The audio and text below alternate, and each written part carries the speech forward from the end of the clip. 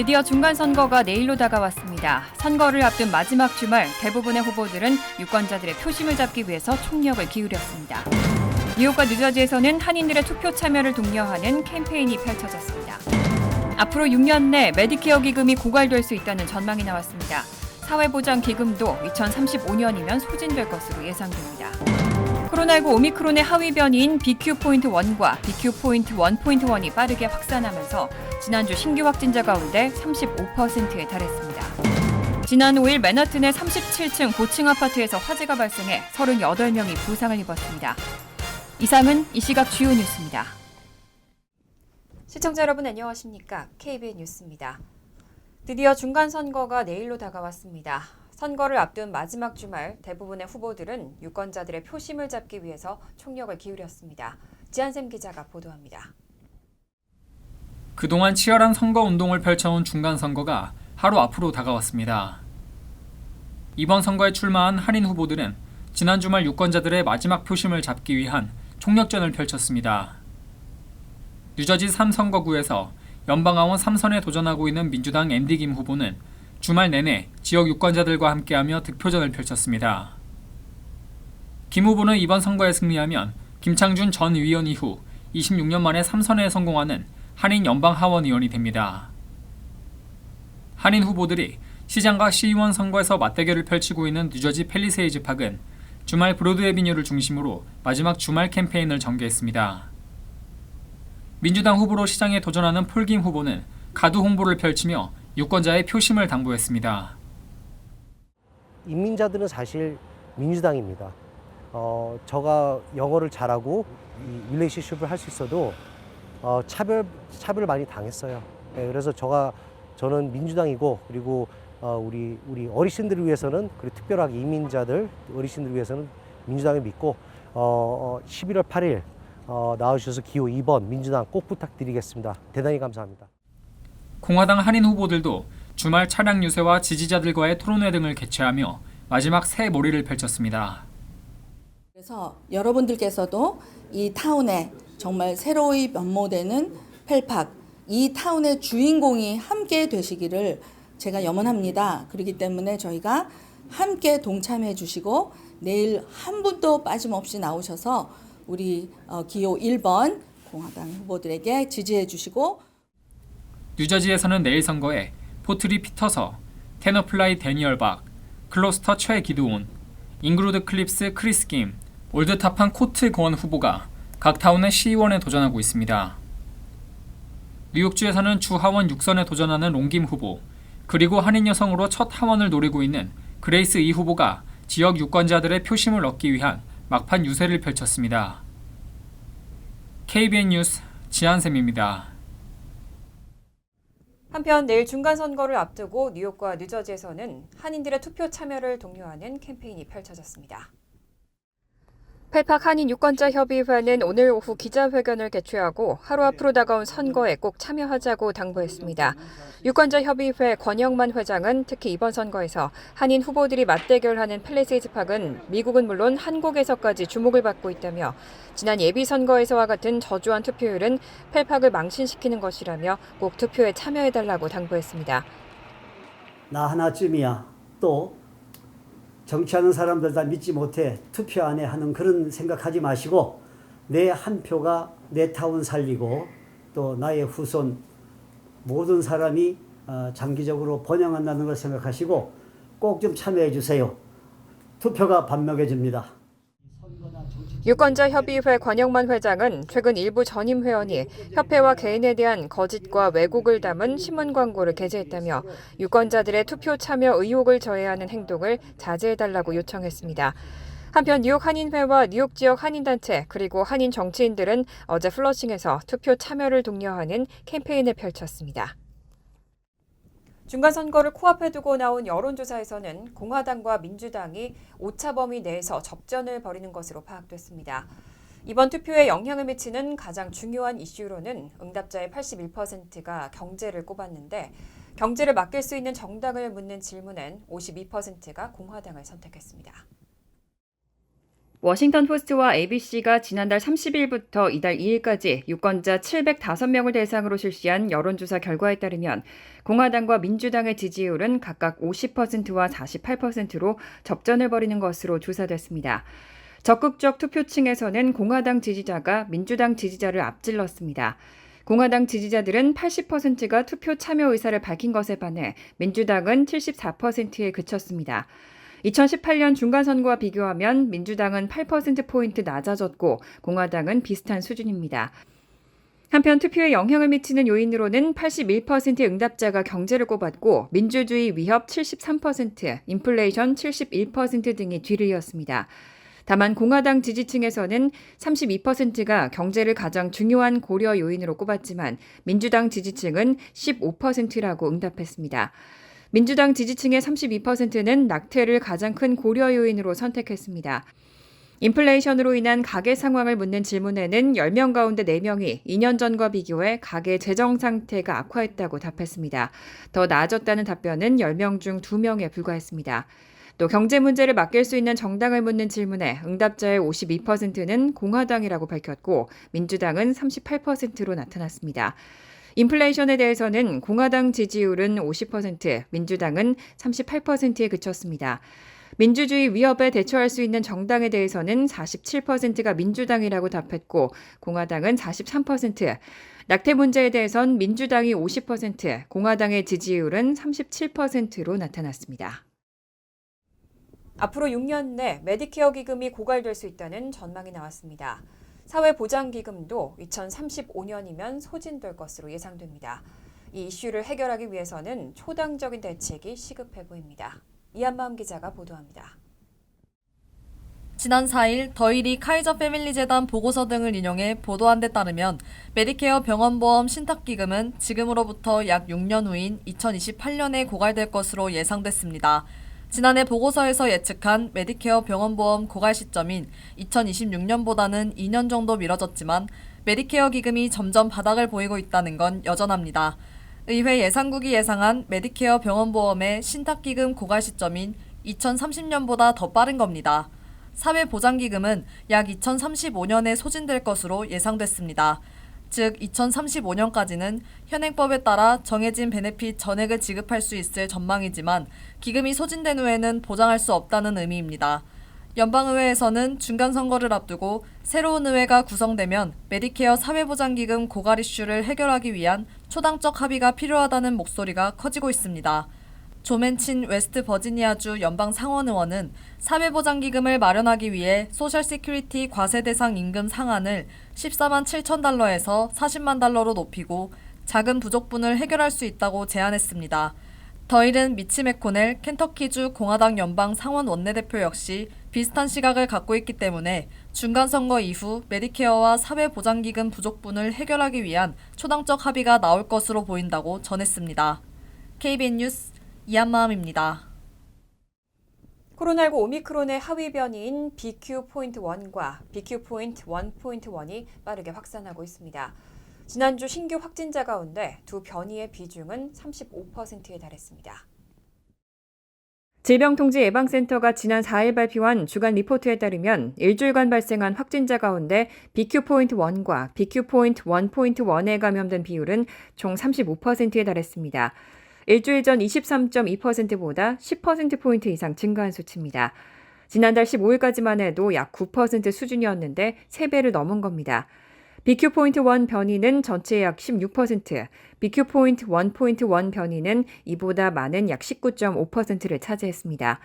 BQ.1과 BQ.1.1 변이는 오미크론 BA.5의 하위 변이로 두 변이가 확산하면서 BA.5 변이의 비중은 전체 확진자 가운데 지난주 51%에서 39%로 떨어질 것으로 추정됐습니다. 한편 이 두 하위 변이는 유럽에서 빠르게 확산하고 있습니다. 유럽 보건당국은 이들 변이가 곧 우세종이 될 가능성이 있고 앞으로 몇 주 또는 몇 달 안에 확진자가 더 증가할 것으로 전망했습니다. 다만 이들 변이는 현재 우세종인 오미크론 BA.4와 BA.5 변이보다 증상이 심각하진 않은 것으로 알려졌습니다. 다만 BQ.1 변이의 경우 사람의 면역 체계를 일부 회피할 수 있는 것으로 전해졌습니다. 앤서니 파우치 국립알레르기 전염병 연구소 소장은 최근 감염자와 입원자가 감소하고 있지만 새로운 변이를 주시해야 한다며 새로운 변이는 효과적으로 백신을 더 회피하는 능력이 있다고 강조했습니다. 지난 5일 맨하튼의 37층 고층 아파트에서 화재가 발생해 38명이 부상을 입었습니다. 화재 원인은 이 아파트 20층에 있던 소형 이동장치의 리튬 배터리인 것으로 확인됐습니다. 뉴욕 소방국은 지난 5일 오전 맨하튼 이스트 52번가에 있는 37층짜리 아파트에서 불이 났다고 발표했습니다. 발화점은 이 아파트 20층에 있던 소형 이동장치의 리튬 이온 배터리인 것으로 확인됐습니다. 불이 나자 주민들은 급히 대피했고 20층 이상에 있던 사람들은 옥상으로 대피했습니다. AP통신은 소방관들이 로프를 이용해 화재 장소로 접근했고 일부 주민은 아파트 창문에 매달려 있기도 했다고 보도했습니다. 화재로 인해 창문 밖으로 연기가 뿜어져 나오기도 했습니다. 당국은 이 화재로 38명의 부상자가 발생했는데 이 가운데 2명은 위독하고 5명도 어느 정도 심각하다고 전했습니다. 그동안 뉴욕에서는 소형 이동장치로 인한 화재 사고가 종종 발생해왔습니다. 지난 9월에는 퀸스 지역에서 전기 스쿠터 배터리로 인한 화재로 8세 소녀가 숨졌고 8월에도 스쿠터 배터리 화재로 인해 여성과 5세 여아가 사망했습니다. 어제 오전 맨하튼에서는 세계 최대의 마라톤 축제로 불리는 뉴욕 마라톤 대회가 열렸습니다. 코로나 사태를 거치고 3년 만에 정상화된 대회에는 전 세계에서 5만 명 이상이 참가했습니다. 맨하튼 남서부의 섬인 스테이튼 아일랜드에서 출발해 브루클린과 퀸스, 브롱스, 맨하튼 등 5개 자치구를 모두 거쳐 센트럴파크에서 끝나는 뉴욕 마라톤은 세계 마라톤 동호인들의 버킷리스트에 올라와 있는 대회입니다. 2019년 대회에선 5만 3,640명이 완주해 세계 최다 기록을 세울 정도였습니다. 하지만 2020년 코로나19 사태 이후 2년간 정상적으로 대회가 치러지지 않았습니다. 2020년에는 아예 대회가 취소됐고 지난해에는 평소 참가 인원의 3분의 2 수준인 3만 3천 명 규모로 축소해 치러졌습니다. 올해는 코로나19에 대한 각종 방역 규제가 폐지되면서 3년 만에 정상적으로 대회가 진행됐습니다. 주최 측에 따르면 125개국의 선수와 동호인들이 이번 대회에 참가했습니다. 미국 국적의 마라토너가 가장 많았고 이탈리아와 프랑스, 영국, 독일 등 유럽 국가들이 뒤를 이었습니다. 한국에서 온 동호인들도 눈에 띄었습니다. 5만 명 이상 모인 마라토너들을 위해 주최 측도 꼼꼼하게 대회를 준비했습니다. 초가을 날씨를 연상시키는 섭씨 23도의 다소 높은 기온이 42.195km를 뛰어야 하는 마라토너들의 체력에는 부정적인 영향을 미칠 수 있다는 점을 고려해 주최 측은 코스에 9만 3천 리터의 물을 준비했습니다. 선수에게 물을 전달할 때 사용할 일회용 컵도 140만 개가 비치됐습니다. 이와 함께 선수들에게 제공될 에너지 보충 가공식품의 수도 6만 2천 개에 달했습니다. 뉴욕 시민들도 도로변에 모여 참가자들을 응원했습니다. 가끔 비가 내리는 등 심술궂은 날씨였지만 3년 만에 정상적으로 열린 대회를 보기 위해 많은 인파가 몰렸습니다. 이날 대회에서 케냐의 에번스 체벳이 2시간 8분 41초로 남자부에서 우승했고 케냐의 쉐런 로케디가 2시간 23분 23초로 여자부 우승자가 됐습니다. 체벳은 지난 4월 보스턴 마라톤에 이어 뉴욕에서도 우승의 영예를 차지했습니다. 다음 주 15일이면 세계 인구가 80억 명을 돌파한다는 유엔의 발표가 나왔습니다. 유엔이 오늘 15일이면 세계 인구가 80억 명에 도달한다고 발표했습니다. 유엔은 지난 7월 11일 세계 인구의 날을 맞아 세계 인구 전망 2022 보고서를 발표했는데 당시 전망과 일치하는 결과입니다. 세계 인구 증가율은 1960년대 초 정점을 찍은 뒤 급격히 둔화해 2020년에 1% 미만으로 떨어졌지만 인구는 계속 증가하고 있습니다. 네털리 카넴 유엔 인구기금 사무총장은 80억 인구는 인류에게 중대한 이정표라면서 기대 수명이 늘고 모성 영아 사망률이 줄어든 결과라고 밝혔습니다. 하지만 인류가 매년 지구가 재생할 수 있는 것보다 훨씬 더 넓은 면적의 숲과 땅 등의 생물 자원을 소비하는 가운데 이런 인구 증가를 마냥 긍정적으로 볼 수는 없다는 주장도 나옵니다. 온난화가 심화되는 등 지구 환경이 급격하게 나빠지면서 인구 증가가 재앙이 될 것이라는 지적도 있습니다. 하지만 대부분의 전문가는 인류가 두려워해야 할 것은 인구가 아니라 부유한 국가 국민의 과소비라고 입을 모으고 있습니다. 미 싱크탱크 윌슨 센터 연구원 제니퍼 시오바는 인구보다는 인간이 어떤 행동을 하느냐가 지구에 더 큰 영향을 미친다며 부유한 국가의 국민들이 지구를 둘러싼 문제에 대한 책임을 인구 증가율이 높은 개발도상국에 돌리는 것은 맞지 않다고 지적했습니다. 또 우리가 즐겨 사용하는 에어컨이나 야외 수영장 그리고 야식으로 먹는 고기가 인구 증가보다 훨씬 더 큰 피해를 준다고 강조했습니다. 파워볼의 1등 당첨자는 어제도 나오지 않았습니다. 이제 당첨금은 전 세계 복권 역사상 최고액인 19억 달러로 늘었습니다. 한국 돈으로는 2조 6천억 원에 달합니다. 파워볼 운영업체는 어제 홈페이지를 통해 이날 기준 1등 당첨금이 19억 달러로 증가했다며 오늘 밤 다시 추첨할 예정이라고 밝혔습니다. 파워볼은 지난 8월 3일부터 지금까지 40회 연속으로 1등 당첨자가 나오지 않으면서 당첨금이 누적됐습니다. 파워볼은 매주 3회 추첨하는데 1등 당첨자가 나오지 않으면 당첨금은 계속 2월돼 누적됩니다. 다만 이번에 당첨금 19억 달러는 29년에 걸쳐 분할 지급받을 때 해당하는 금액이고 일시불로 받으면 9억 2,900만 달러가 됩니다. 앞서 파워볼 운영업체는 전날 밤 기네스북에 복권 사상 최고액 1등 당첨금으로 새로 기록된 16억 달러의 주인공을 찾기 위해 추첨을 했지만 당첨자는 나오지 않았습니다. 종전에 기네스북에 올랐던 세계 최고 1등 당첨금은 지난 2016년 1월 파워볼에서 나온 15억 8,600만 달러로 당시 3장의 복권이 당첨된 바 있습니다. 파워볼 복권은 미국 50개 주 가운데 45개 주와 워싱턴 DC, 푸에르토리코, 미국령 버진 아일랜드에서 팔립니다. 1등에 당첨되려면 흰색 공에 해당하는 숫자 1에서 69 중 5개와 빨간색 파워볼 숫자 1에서 26 중 1개 등 6개 숫자가 모두 맞아야 하는데 1등에 당첨될 확률은 약 2억 9,220만 분의 1입니다. 간추린 소식입니다. 뉴욕타임즈는 보도에서 러시아 비밀정보기관이 중간선거를 앞두고 여론 조작을 시도하고 있다고 전했습니다. 뉴욕타임즈에 따르면 소셜 네트워크 서비스 갭닷컴에서는 지난 8월에 1년간 침묵했던 노라 베르카라는 사용자가 극명하게 보수적인 정치적 주제와 관련된 메시지를 쏟아냈습니다. 메시지들은 대부분 바이든 대통령과 저명한 민주당 인사들을 폄하하는 내용으로 일부는 외설적인 내용도 담겼습니다. 이들은 러시아의 침공에 맞선 우크라이나를 지원하는데 미국인들의 세금이 낭비되고 있다고 개탄하기도 했습니다. 연방 대법원이 인디애나주 주민 2명이 제기한 소송을 대법원 전체 심리 안건으로 채택하지 않기로 했다며 기각했습니다. 기각 사유는 설명하지 않았습니다. 베럿 대법관은 지난 10월 20일 위스콘신주에서 제기된 이번 소송과 비슷한 요청도 기각한 바 있습니다. 이번 판결은 학자금 대출 탕감 정책 시행에 실질적인 변화를 일으키진 않을 것으로 보입니다.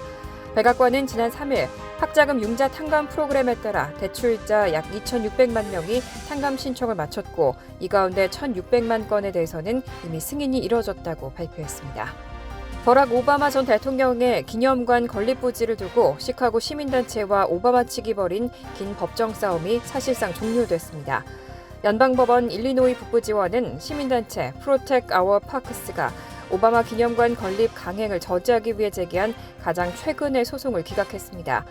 원고 측은 지난해 4월 제기한 이 소송에서 1974년 국립사적지로 등재된 유서 깊은 시민공원 잭슨파크에 오바마 기념관이 들어설 경우 미치게 될 부정적인 영향을 연방 당국이 묵과했다고 주장했습니다. 연방국세청이 코로나19 팬데믹 관련 경기부양 체크를 아직 수령하지 못한 납세자들에 대해 오늘 17일까지 세금 보고를 해달라고 요청했습니다. IRS는 현재까지 경기부양 체크와 차일드 텍스 크레딧 등을 수령해가지 않은 납세자가 900만 명 이상으로 파악되고 있다고 밝혔습니다. 또 대상자 대부분은 2021년 연방소득세 세금 보고가 필요 없는 납세자들이라며 17일까지 세금 보고를 하거나 세제 혜택을 신청하면 벌금 없이 연방 지원금을 받을 수 있다고 덧붙였습니다. 환율과 증권 소식입니다.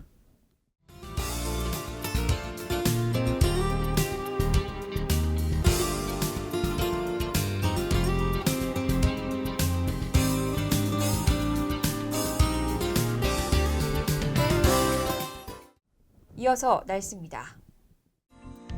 화요일은 화창하겠습니다. 낮 최고 기온은 57도, 접시 14도, 밤 최저 기온은 40도, 접시 4도로 예상됩니다. 수요일도 화창하겠습니다. 목요일도 화창한 날씨가 이어지겠습니다. 이상으로 KBN 뉴스를 마칩니다. KBN과 함께 즐거운 저녁 되시기 바랍니다.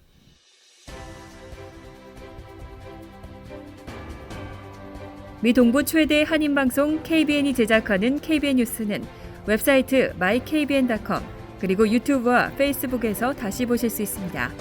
좋아요, 구독, 알림 설정은 뉴스 제작에 큰 도움이 됩니다.